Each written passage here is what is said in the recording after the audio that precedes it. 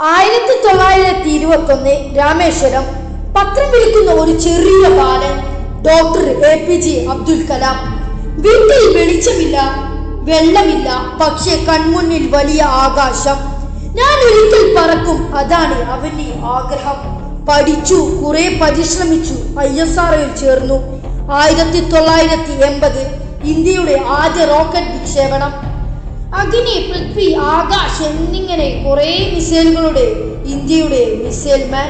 2002 ഇന്ത്യയുടെ 11ാം രാഷ്ട്രപതി. പക്ഷെ അതിലധികം വിദ്യാർത്ഥികളുടെ ഗുരു, ഇന്ത്യയുടെ സ്വപ്നം കാണാൻ പഠിപ്പിച്ച ഒരാൾ. 2015 വിദ്യാർത്ഥികളോട് സംസാരിച്ചവേ അദ്ദേഹം വീണു മരിച്ചു. വീടില്ല, കാശില്ല, അത്രയേ ഉള്ളൂ ജീവിതം.